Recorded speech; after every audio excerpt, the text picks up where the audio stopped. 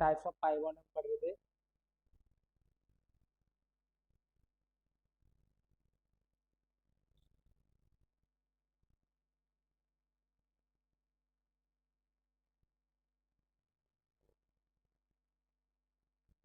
Types of pi bond.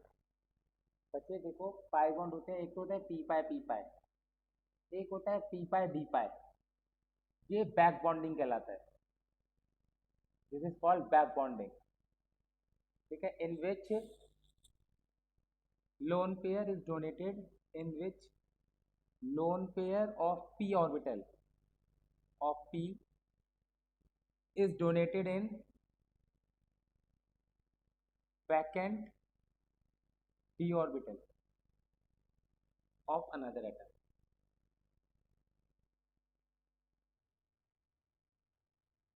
हाँ बच्चे, अभी समझ आया? नहीं नहीं, बैक इसे होता क्या है वो लिख रहा हूँ अभी। होता क्या है अभी देखेंगे। पी पाई नॉर्मल जो डबल बॉन्ड होता है, नॉर्मल डबल और ट्रिपल बॉन्ड जो पढ़ते हैं वो पी पाई बॉन्ड होता है। ठीक है, एक होता है डी पाई। ये 12th क्लास में आएंगे। ठीक है, ये आएंगे 12th क्लास में। फिलहाल पी पाई जैसे आप समझो HCN, ये पी पाई बॉन्ड है। ठीक है, यहाँ पर क्या है, पी पाई बॉन्ड। कुछ कंपाउंड ऐसे होते हैं NO3 माइनस, ये HCN था, NO3 माइनस, ये होता है NO3 माइनस। तो यहाँ पर ये कौन सा बॉन्ड है, नॉर्मल डबल बॉन्ड आ रहा है ना, तो ये भी पी पाई बॉन्ड है। If you talk about the carbonate ion,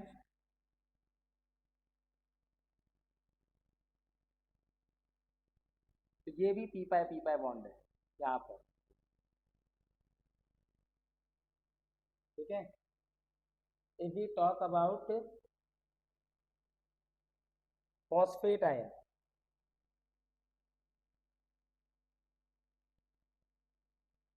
phosphorus का एटॉमिक नंबर होता है 15, 1s2 2s2 2p6 3s2 3p3। Third के अंदर डी ऑर्बिटल होती है। तो यहाँ पर 3d बिल्कुल खाली है, मतलब पी के पास बिल्कुल खाली 3d होती है। ठीक है, तो यहाँ पर क्या करता है, अगर मैं फॉस्फेट का स्ट्रक्चर बनाता हूँ, फॉस्फेट का,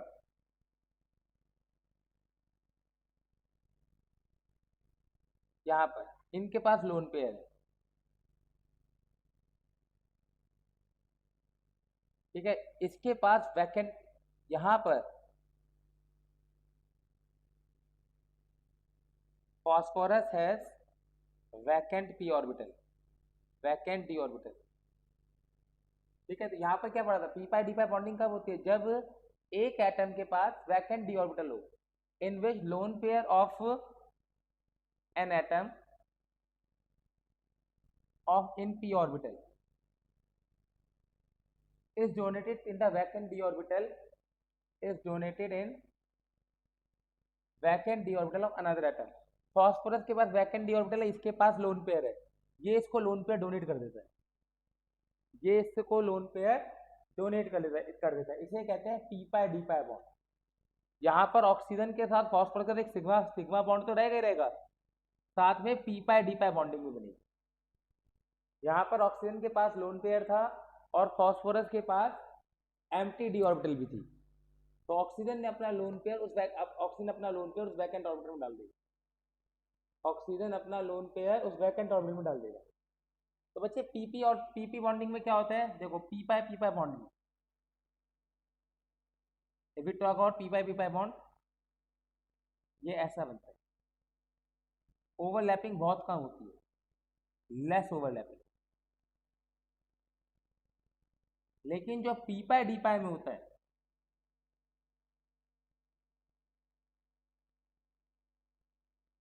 डी ऑर्बिटल की शेप डबल डबल होती है ना, इसमें ओवरलैपिंग ज्यादा होती है, more overlapping, more overlapping, more strong bond. P pi d pi bond strong होता है, p pi d pi bond क्या होता है बच्चे, स्ट्रॉन्ग होता है as compare to p pi bond. ठीक है, p pi d pi is stronger than, ये सब नोट्स में नहीं लिखा, ये लिखते रहना, पी पाई बॉन्ड। ठीक है, नोट्स के अंदर लास्ट पेज पे सब लिख लेना। एक और स्ट्रक्चर दूं पी पाई डी पाई का, तो दो कंपाउंड है आपके पास, नाइट्रोजन के पास एक लोन पेयर है SiH3, मैंने एक को खोल लिया बस, तीन नाइट्रोजन के पास तीन है। सिलिकॉन का अगर आप एटॉमिक नंबर देखोगे 14, 1s2 2s2 2p6 3s2 3p2 3d खाली पड़ी है, 3d2। बॉन्डिंग के टाइम में यहां से एक आगे चला जाता है, तो पी में तो जगह खाली नहीं है लेकिन इसके पास 3d खाली है, तो silicon has vacant d orbital, nitrogen के पास लोन पेयर है, नाइट्रोजन इसके साथ अपना लोन पेयर डोनेट कर देगा, नाइट्रोजन इसे अपना लोन पेयर क्या करेगा बच्चे, डोनेट कर देगा। Nitrogen, silicon has vacant d orbital, silicon has vacant d orbital. ठीक है, तो कहीं कहीं P pi d pi bond dominate करने लग जाता है। जैसे पी पाई डी पाई बेस्ड क्वेश्चन में अगर आपको लिखवाऊं, तो अगर आपके पास नोट्स प्रिंटेड है, तो नोट्स में लास्ट पेज जो प्रिंट है, अच्छा नोट्स नहीं, ये कोई बात नहीं, तो ये तो पूरा लिखवा रहा हूँ ना, ये तो बहुत बढ़िया बात है, ये तो बहुत बढ़िया बात है, लिखवा रहा हूँ।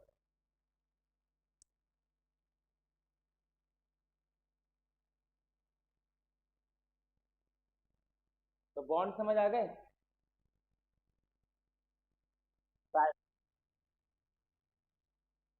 बच्चे? जब ये मतलब ऐसा समझो, पी पाई डी पाई का मतलब है एक एटम है A, ये लोन पेयर लेके बैठा है, एक एटम है B, इसके पास वैकेंट डी ऑर्बिटल पड़ी हुई, ठीक है, तो ये अपना लोन पेयर इसको दे देगा बस, ये होता है पी पाई डी पाई। यहाँ पर क्या था, नाइट्रोजन के पास एक लोन पेयर था, सिलिकॉन के पास एम्प्टी ऑर्बिटल की, ये नाइट्रोजन के बराबर है, सिलिकॉन के बराबर, नाइट्रोजन अपना लोन पेयर छोड़ा, आया ना, आया ना। यहाँ पर देखा, फॉस्फोरस के पास एक लोन एम्प्टी, फॉस्फोरस के पास एम्प्टी ऑर्बिटल थी, ऑक्सीजन के पास लोन पेयर था, ऑक्सीजन ने अपना लोन पेयर फॉस्फोरस को डाल दिया।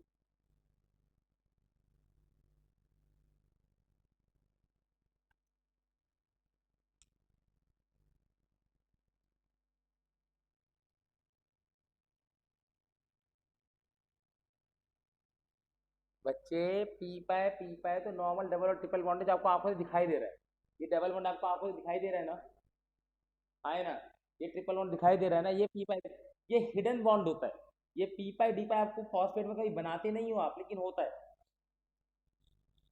फॉस्फेट का स्ट्रक्चर आप खाली इतना बनाते हो, तो आपको यहाँ पर डबल बॉन्ड दिखाई दे रहा है, जैसे ये वाला बॉन्ड तो पी पाई है, क्योंकि ये मुझे दिखाई दे रहा है, यहाँ पर ये बॉन्ड आपको दिखाई नहीं दे रहा कि इस ऑक्सीजन और इस फॉस्फोरस के बीच में एक हिडन बॉन्ड भी है, ये जो हिडन बॉन्ड है ये P pi d pi bond है, यहाँ पर नाइट्रोजन और सिलिकॉन के बीच में एक हिडन बॉन्ड है, कि नाइट्रोजन ने अपना लोन पेयर सिलिकॉन में डाल चुका है, ये जो हिडन बॉन्ड है ये P pi d pi bond है,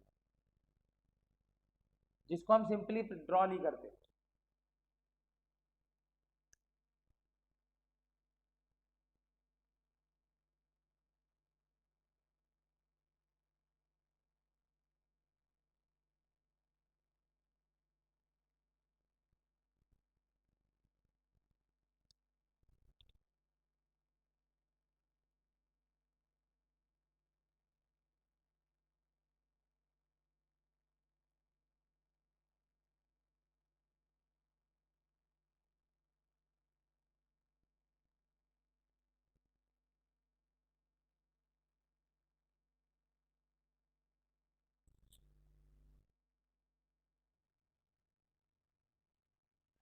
जो पीछे पीछे बॉन्डिंग हो गई, जो हमें दिखाई नहीं दी, बैक मतलब पीछे पीछे हो गई,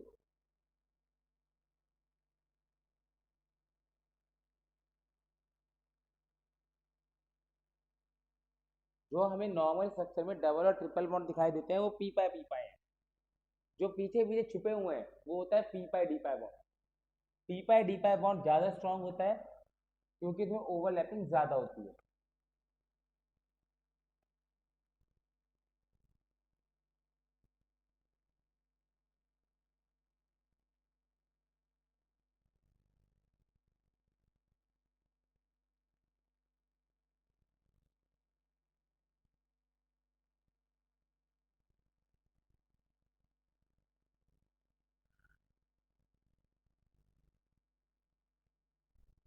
देखिए बच्चे, इसके ऊपर क्वेश्चन लिखिए, why N S I H three का होल थ्राइस, मतलब ये वाला compound N S I H three का whole thrice is is weaker base than C H three का होल थ्राइस एन। तो वैसे दिक्कत है कार्बन और नाइट्रोजन की, कार्बन और सिलिकॉन के अंदर, बाकी सारा कंपाउंड तो सेम ही है, बस कार्बन और सिलिकॉन का अंतर है। सिलिकॉन के पास क्या होता है, 1s2 2s2 2p6 3s2 3p2 3d0 vacant d orbital, vacant d orbital. जबकि कार्बन के atomic number 6, 1s2 2s2 2p2, no d orbital, इसके पास कोई डी ऑर्बिटल नहीं है, no vacant d orbital, no d orbital, second shell में d orbital होती नहीं है। तो यहाँ पर क्या है, तो आप क्या लिखोगे बच्चे, देखो बेस, लुईस बेस कौन था आपको याद होना चाहिए, जिसके पास लोन पेयर अवेलेबल होता है, जिसके पास लोन पेयर अवेलेबल होता है वो लुईस बेस था। तो ड्यू टू बैक बॉन्डिंग या P pi d pi bonding in an S I H three का होल थ्राइस, ठीक है, उसका लोन पेयर अवेलेबल ही नहीं है। इसमें ये लोन पेयर तो डी में चला गया ना इसकी, N S I H three के होल थ्राइस में ये जो लोन पेयर ये अवेलेबल ही नहीं है, ठीक है, क्योंकि ये तो p pi d pi bonding में चला गया, तो इसलिए लुईस बेस नहीं है। लुईस बेस क्या है, जिनके पास लो होते हैं, जिनके पास लोन पेयर अवेलेबल होता है। तो आप आंसर क्या लिखोगे, because of presence of vacant d orbital in silicon in NSiH3 का whole thrice, p pi d pi bonding occurs, p pi d pi bonding occurs due to which availability of lone pair decreases, availability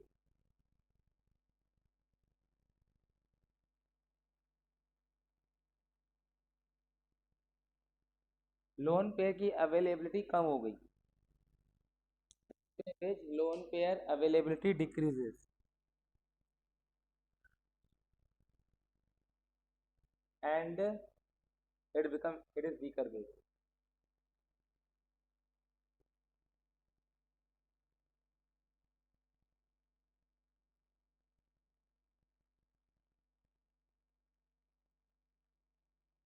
Same question कि NSiH3 इनकी shape भी change होती है, इसकी shape pyramidal है, इसकी shape pyramidal नहीं है, क्यों, वही दिक्कत है। वाई NCH3 का whole thrice is pyramidal while NSiH3 का whole thrice is not, same answer.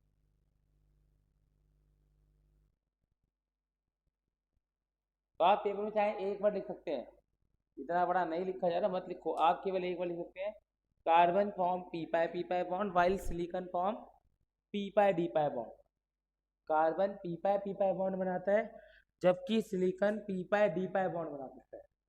You can just write this also कि कार्बन जो है पी पाई बॉन्ड बनाता है, silicon form p pi d pi bond. हाँ, तो बच्चे बैक टू अवर टॉपिक, हम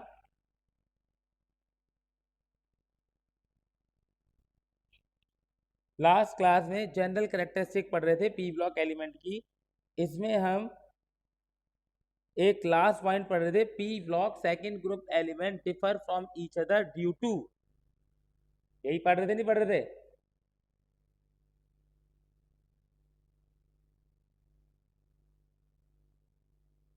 यस और नो?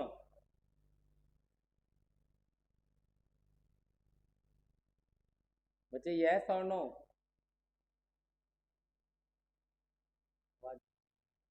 ठीक है, तो लास्ट टॉपिक हम पढ़ रहे थे p block second group element differ from each other. Second group मतलब ये वाले जो होते हैं, बाल गंगा ये जो है,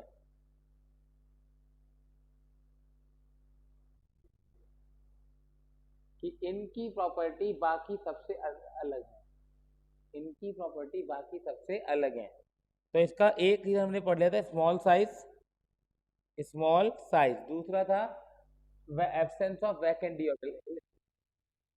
हाँ, तो इस एब्सेंस ऑफ पहला था स्मॉल साइज, दूसरा था absence of vacant d orbital, absence of vacant d orbital, जिसकी वजह से क्या क्या दिक्कत आती है?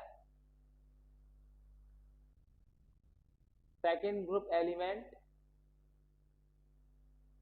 कैन नॉट एक्सपैंड ऑक्टेट, पहला can not expand octet, second can not form p pi d pi bond, can not form p pi d pi bond.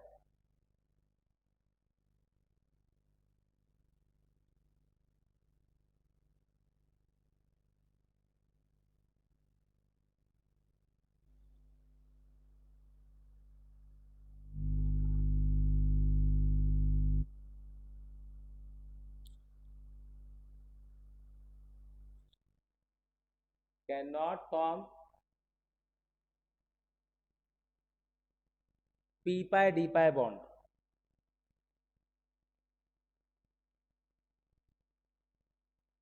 अब हम शुरुआत करते हैं चैप्टर के फर्स्ट एलिमेंट बोरोन से।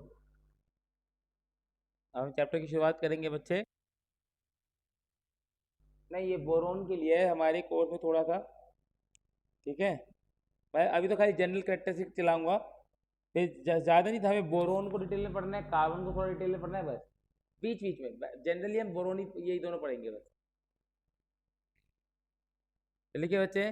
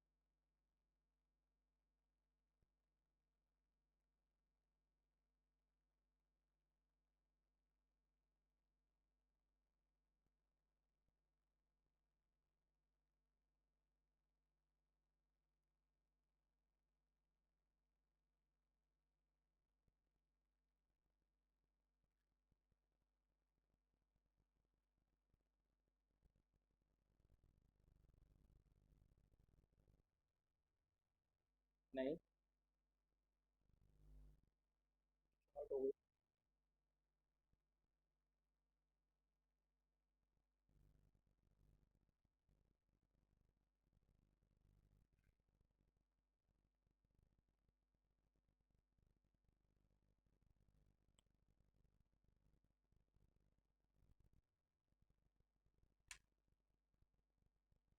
हाँ,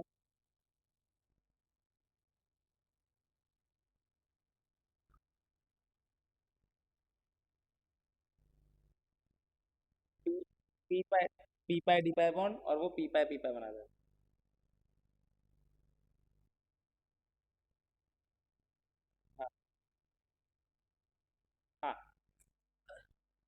अब आ जाओ बच्चे बोरोन फैमिली मतलब 13 ग्रुप एलिमेंट पर।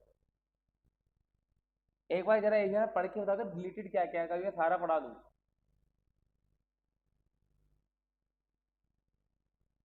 डिलीटेड छुड़वा दूंगा ना।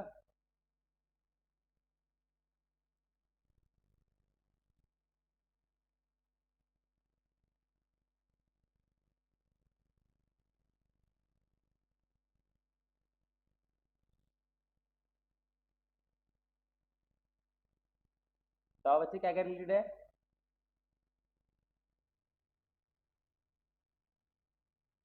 एक भाई रुक जा।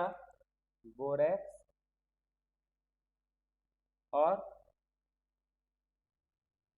हाँ हाँ।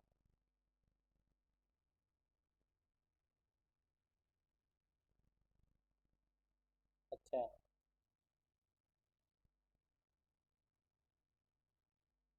और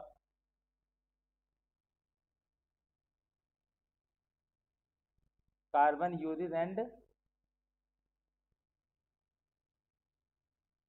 अच्छा uses of some important compound आगे।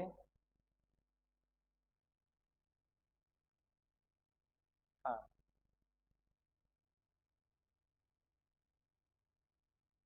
हाँ।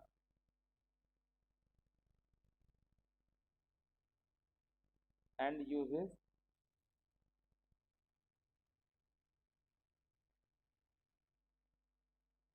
सिलिकन में दोबारा बताना। सिलिकन दोबारा बताओ। And silicon. हाँ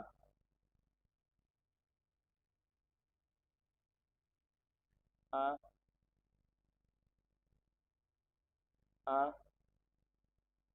जियोलाइट। हाँ।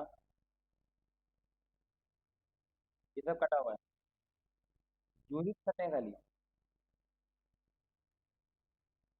नहीं क्या पता हो तो चाहिए। अच्छा सिलिकन में कई टॉपिक नहीं कटे खाली यूनिट कटे हैं इनके। ठीक है।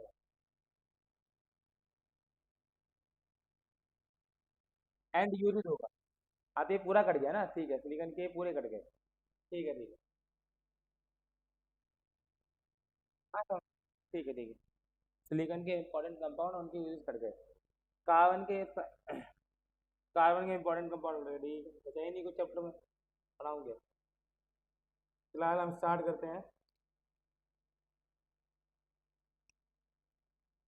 देखो बच्चे 13 ग्रुप एलिमेंट। पहले अक्रेंस। अक्रेंस क्या है बच्चे।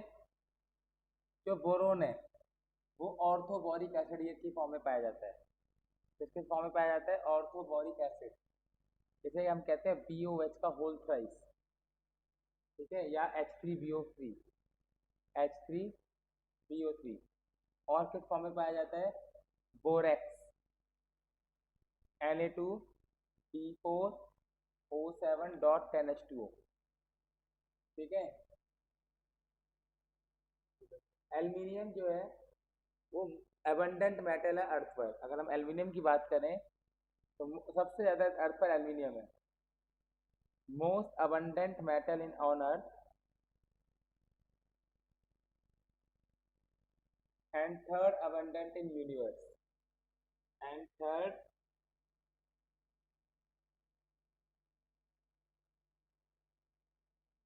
उल्टा लिख दिया most abundant metal on in universe and third in earth. And third abundant in earth. Earth के ऊपर तीसरे नंबर पर पाया जाता है। Electronic configuration.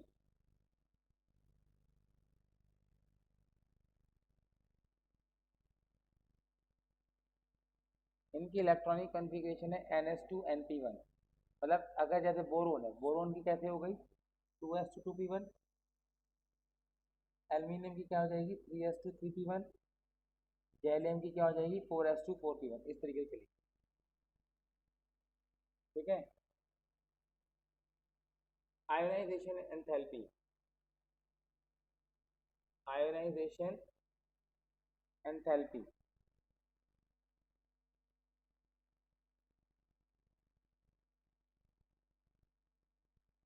बच्चे टॉप टू डाउन वही डिक्रीज करते हैं क्योंकि साइज इंक्रीज कर जाता है, इलेक्ट्रॉन निकालना आसान होगा। Top to down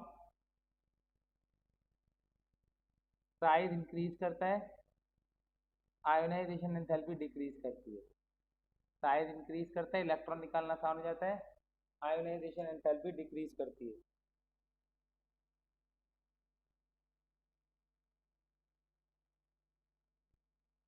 electronegativity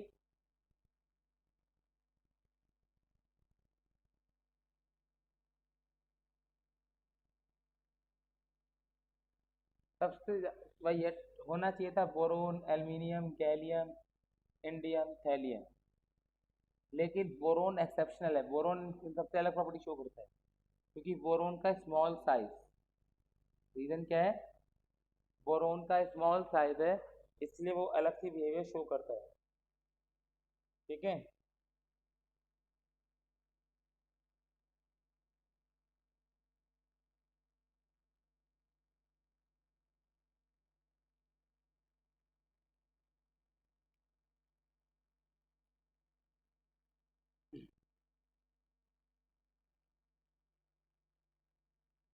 density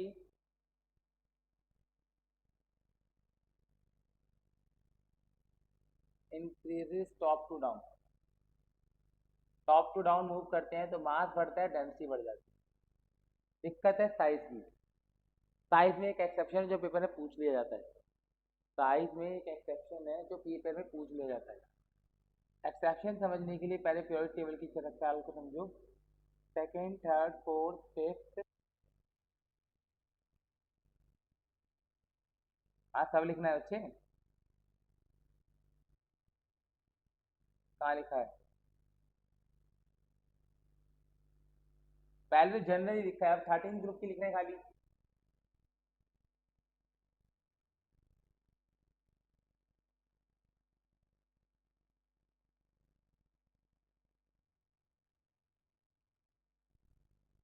actually ink खत्म हो गई और इंक मुझे ढूंढनी पड़ेगी अब। मैं जाना चाह नहीं रहा हूँ, कीड़ा मिल गया पास। हाँ, boron, aluminium, gallium, indium, thallium. होता क्या है देखो, top to down down size बढ़ता है, top to down number of shell बढ़ती हैं, top to down number of shells बढ़ती हैं, नंबर ऑफ शेल इंक्रीजेस तो साइज इंक्रीजेस, साइज इंक्रीज होना चाहिए। तो बोरोन से बड़ा एल्यूमिनियम का, एल्यूमिनियम से बड़ा गैलियम का। अगर हम साइज की बात करें, बोरोन से बड़ा एल्यूमिनियम का, एल्यूमिनियम से बड़ा गैलियम का, गैलियम से बड़ा इंडियम का, इंडियम से बड़ा थैलियम का। ऐसा होना चाहिए, लेकिन ये दोनों रिवर्स ऑर्डर में है। यहाँ पर एक्सेप्शन है, जो सबसे छोटा साइज है वो गैलियम का है, बोरोन, गैलियम, एल्यूमिनियम। ऐसा क्या हुआ, गैलियम कोई चेंज दिखा रहा है, दिखाई दे रहा है? ऐसा क्या हुआ है गैलियम की बारी में? कीड़ी घुस गई है। गैलियम से पहले क्या हुआ है? कीड़ी घुस गई है। भाई है क्या? First shell, second shell, third shell, fourth shell. Third d, ये 3D है। ये कौन सी है? 3D। होना क्या चाहिए था? 10 न्यूटन का अट्रैक्टिव फोर्स, 8 न्यूटन का, 7 न्यूटन का, ये 5 न्यूटन का, ऐसा होना चाहिए था। लेकिन यहाँ पर 7 का 7 का पहुंच जाता है। क्योंकि कल हमने पढ़ा था डी और एफ, मतलब हमने बेसिकली एफ का पढ़ा था, लेकिन डी का शील्डिंग एंड स्क्रीनिंग इफेक्ट भी पुअर होता है। डी का और एफ का दोनों का shielding and screening effect poor होता है। तो गैलियम से पहले आ गई 3D। गैलियम 4s में, गैलियम फोर्थ शेल में है ना, तो गैलियम से पहले आती है 3D जिसका shielding and screening effect poor होता है। तो due to the poor shielding and screening effect of gallium, due to poor shielding and screening effect of gallium, its electron of due to poor shielding and screening effect of 3D, due to poor shielding and screening effect, shielding and screening effect of 3D in gallium, क्या होता है उससे? 4p electron, fourth shell electron are tightly bound with nuclear, fourth shell electron are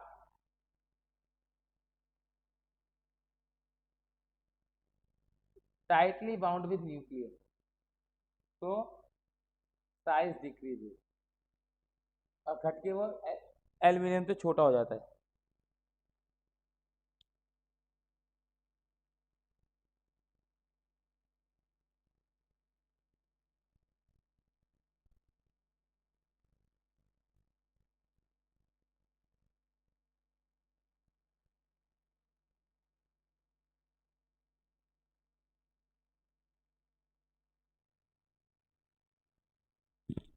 ये वाला, ये तो मैंने लिखा डिलीटेड सिलेबस क्या क्या।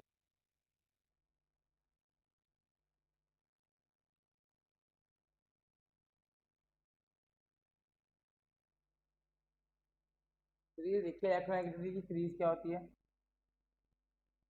ये आयोनाइजेशन एंथैल्पी वाला पॉइंट है।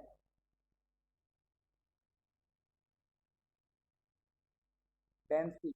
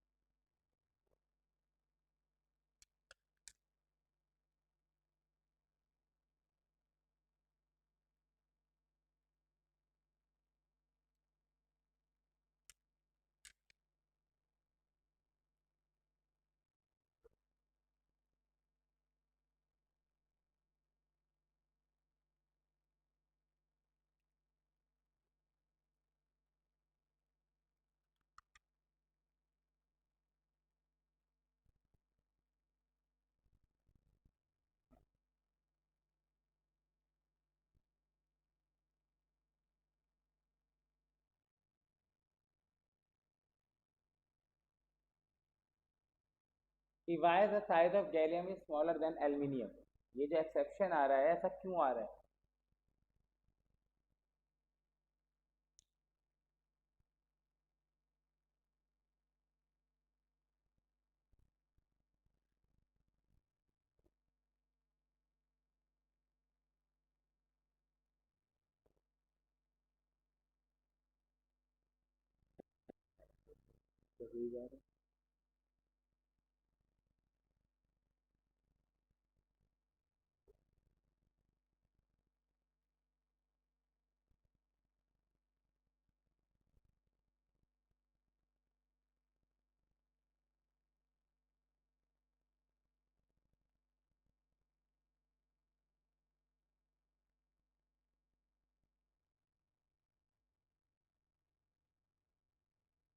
बच्चे, टॉप टू डाउन साइज बढ़ना था, तो होना चाहिए था बोरोन के बाद एल्यूमिनियम का, एल्यूमिनियम के बाद गैलियम का, गैलियम के बाद इंडियम का, इंडियम के बाद थैलियम का।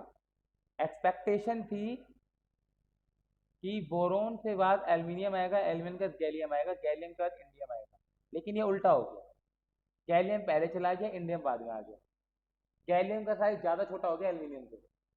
ऐसा क्यों हुआ, उसका रीज़न है वो।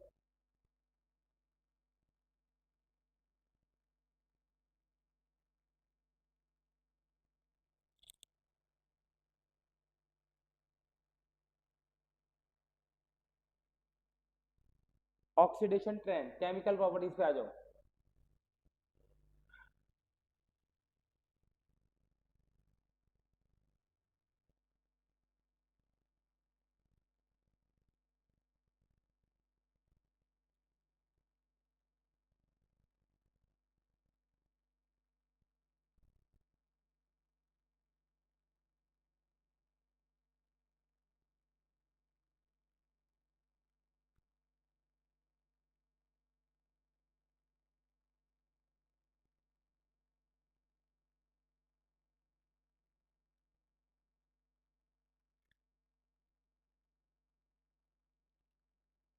ऑक्सीडेशन ट्रेंड केमिकल प्रॉपर्टीज में।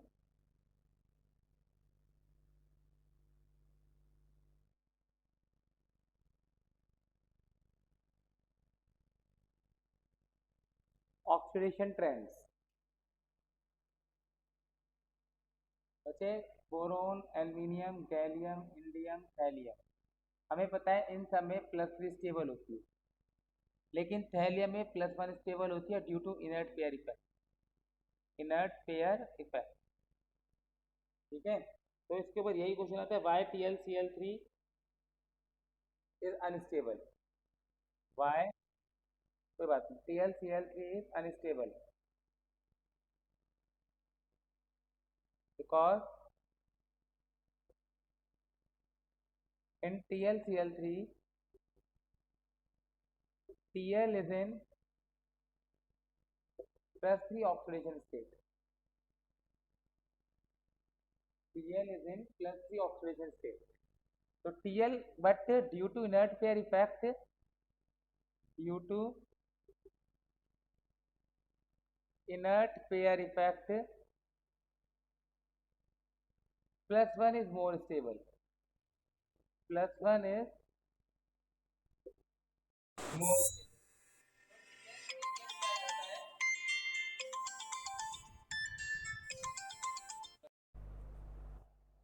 हेलो अंकित, हाँ भाई। वो क्या बात हुई? और बात हुई इससे युवराज से? नहीं, कब बात करी लास्ट? परसों करी थी ना। कल कुछ नहीं करा? नहीं, आज? अभी तो नहीं करा कुछ, अभी तो क्लास ले रहे हैं। युवराज की क्लास चल रही है? नहीं नहीं, अभी तो 11वीं चल रही है। अच्छा, वो शाश्वत तो है नहीं होगा बैच में आज? क्या? शाश्वत? शाश्वत पता, 5 बच्चे आए हैं। शाश्वत ट्यूशन छोड़ने को कह रहा है ना शाश्वत? शाश्वत कौन है? अरे सीमा का बेटा जो तेरी स्कूल टीचर थी मयूर वाली की। नहीं, वो तो पढ़ रहा है, आया हुआ क्लास में। क्लास में आया हुआ है? हाँ, तो क्या हुआ?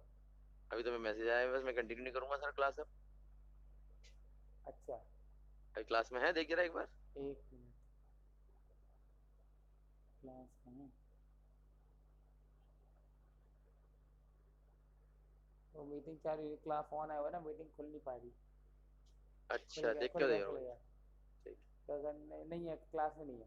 क्लास में नहीं है ना? हाँ। हाँ, शाश्वत छोड़ के चला गया शाश्वत। छोड़ के क्या कह रहे थे? कि मैं आकाश ज्वाइन करूंगा या कुछ और ज्वाइन करूंगा, कंपटीशन का सोच रहा हूँ। मैं अच्छा भी कर ले कंपटीशन और क्या करे। हाँ ठीक है, चलो जान दो। ठीक। ठीक है। हाँ बच्चे,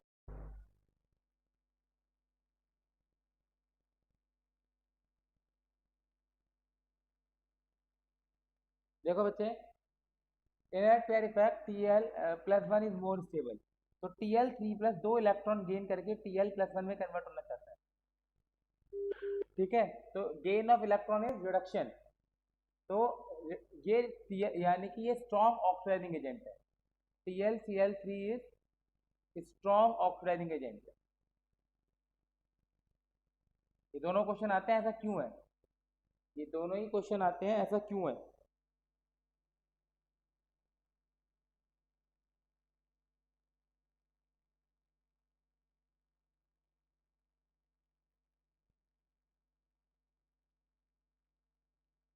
ठीक है, लेकिन जो बोरो, ये अब देखो अगली, ये पॉइंट 1, पॉइंट 2, पॉइंट 2,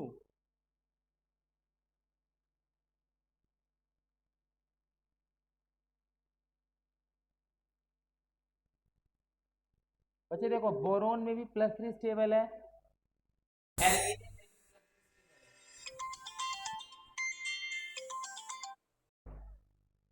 है ना? तो कौन आया जा रहा है? हाँ, बोरोन में भी +3 स्टेबल है, एल्यूमिनियम में भी +3 स्टेबल है, दोनों में +3 स्टेबल है। बोरोन एंड एल्यूमिनियम दोनों में +3 ऑक्सीडेशन स्टेबल है। क्या बच्चे? Al+3 के आगे क्या लिखा हुआ है? कहाँ पर बच्चे?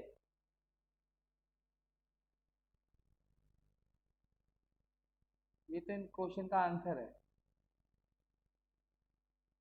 सर बहुत दर्द दिख रहा है। नहीं, हाँ सर, मुझे भी सर।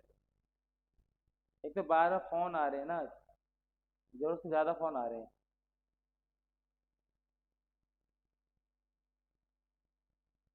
अब सही दिख रहा है? Yes sir. हाँ, यस सर। बोरोन का +3 है, एल्यूमिनियम का भी +3 ऑक्सीडेशन नंबर है, लेकिन बोरोन जो है वो कोवलेंट कंपाउंड बनाता है। As boron has very high ionization as some of 3 ionization enthalpy of boron, ionization enthalpy of boron is quite high. Boron जो है वो कोवेलेंट कंपाउंड बनाता है as sum of 3 ionization enthalpy of boron is quite high. जबकि aluminium है, ये aluminium दोनों में +3 है, लेकिन aluminium form covalent bond, aluminium form covalent bond और आयनिक बॉन्ड। एल्यूमिनियम मेटल है ना, तो वो आयनिक बॉन्ड बनाता है। ये Al exist as Al3+, exist as Al3+। अरे PT2 क्या लिखा हुआ है?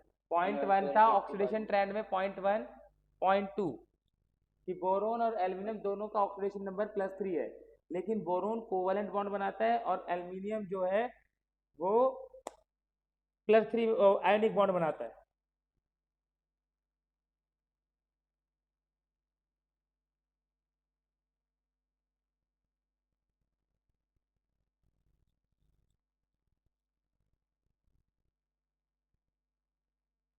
और सर ये TLC3 अनस्टेबल जो इसका आंसर लिखा है वो ये समझा दोगे? अच्छे, कल हमने पढ़ा था inert pair effect. Inert pair effect में हमने पढ़ा था कि Tl में +1 स्टेबल होती है, तो TlCl3 में Tl का ऑक्सीडेशन नंबर +3 है, तो स्टेबल ही नहीं है। TlCl3 में Tl का ऑक्सीडेशन नंबर +3, जबकि Tl में स्टेबल कौन सा होता है? +1। तो TlCl3 में जो Tl था वो 2 इलेक्ट्रॉन गेन करके Tl+1 बनाना चाहता है, इसलिए TlCl3 स्टेबल नहीं होता। ठीक है सर।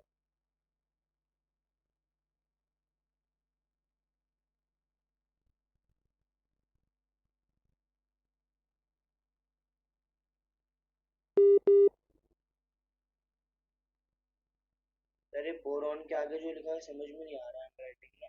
कहाँ पर बच्चे? नीचे नीचे कोवेलेंट कंपाउंड के बाद क्या लिखा है? As sum of 3 ionization enthalpy of boron is quite high.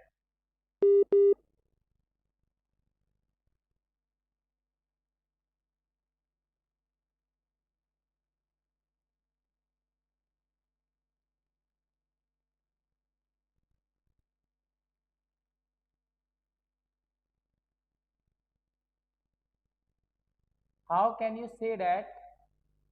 How can you say that AlCl3 is non-polar?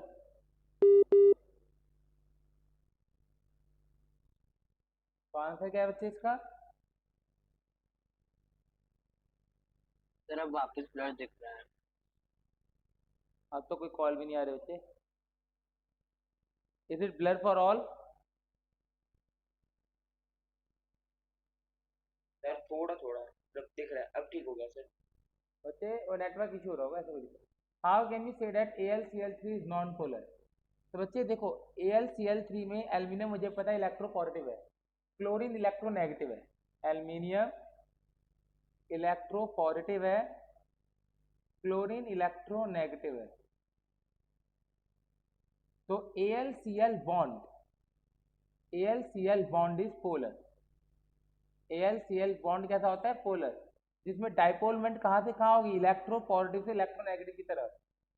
But you can see, अगर हम डाइपोल मोमेंट को देखेंगे तो वो ऐसे आ रही है, net dipole moment is 0। in AlCl3 net dipole moment is 0, so it is non-polar. In AlCl3 net dipole moment is 0, pole moment is 0, so it is non-polar.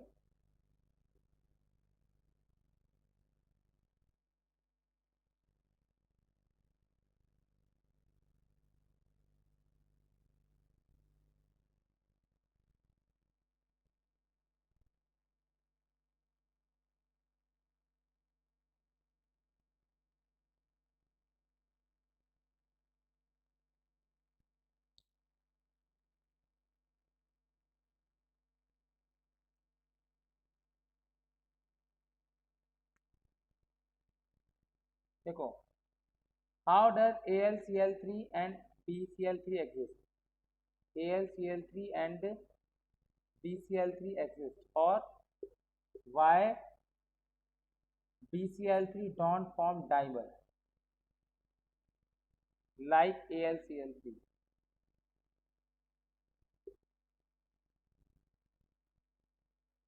भाई भाई periodic टेबल देखो बच्चे, पहले पी ब्लॉक बना रहा हूं मैं खाली, बोरोन, कार्बन, नाइट्रोजन, ऑक्सीजन,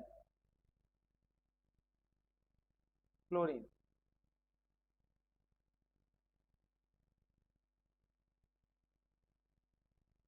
ये है ना, periodic table is like this. तो आप देखिए AlCl3 को, Al, ये एक Cl, ये एक Cl, ये एक Cl,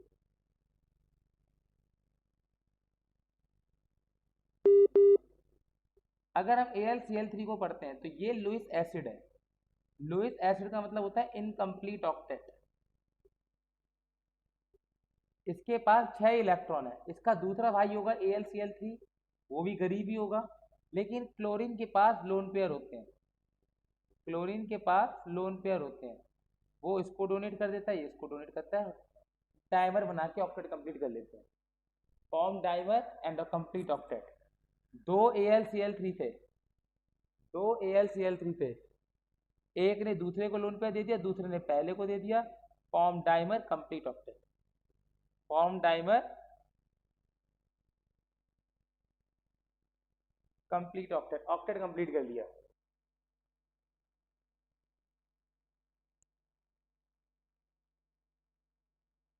ठीक है, लेकिन अगर हम बात करें BCl3 की, तो BCl3 में तो यही होगा, लेकिन इसमें डायमर नहीं बनता। क्यों? Why the chlorine is not able to donate the lone pair? Because dative bond तभी बनता है जब साइज बराबर हो। देखो एल्यूमिनियम और क्लोरीन इस लाइन में थे, इनके साइज बराबर हैं, लेकिन बोरोन का साइज बहुत छोटा है, क्लोरीन इसे लोन पेयर डोनेट ही नहीं कर पाता। Chlorine can not donate lone pair to boron because the size is incompatible, because small, very small size of boron भी लिख सकते हो। ठीक है, लोन पेयर डोनेट होने के लिए साइज का बड़ा होना जरूरी है। ठीक है, या फिर साइज का बराबर होना जरूरी है, आप कह सकते हो। यहाँ पर लिख सकते हो इन BCl3 boron and carbon, boron and chlorine, in BCl3 dimer is not formed, dimer is not formed, क्यों नहीं बनता बच्चे? Due to difference in size of boron and chlorine. dimer is not formed due to difference in size of boron and chlorine, due to difference in size of boron and chlorine। Boron और chlorine के जो size में अंतर है, इस वजह से ये डायमर नहीं बना पाते हैं। सर वो आपने B और Cl के बीच में एरो बनाया क्या छोटा सा? नहीं, ये नहीं बनता ना, ये तो कह रहा हूँ। तो आपको नहीं लेंथ डायमेंशन भी याद रखनी है। ये 118 डिग्री का होता है, इसके इधर वाला 79 डिग्री का होता है। जो Al और Cl के बीच का सिंगल बॉन्ड है वो 201 पिकोमीटर का होता है, लेकिन जो डेटिव बॉन्ड है वो 221 पिकोमीटर का होता है। AlCl3 में आपको डायमेंशन भी याद रखनी है। एक बार से डायमेंशंस वापस बता दो, दिख नहीं रही अच्छे से। बच्चे ये जो बॉन्ड है 118 डिग्री का, इसके पीछे वाला जो बॉन्ड है 79 डिग्री का। ठीक है, ये जो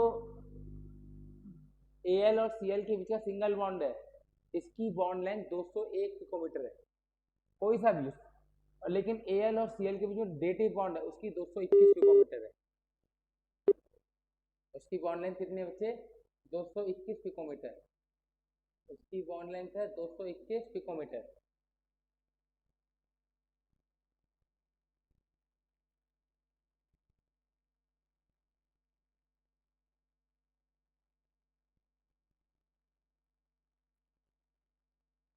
ठीक है,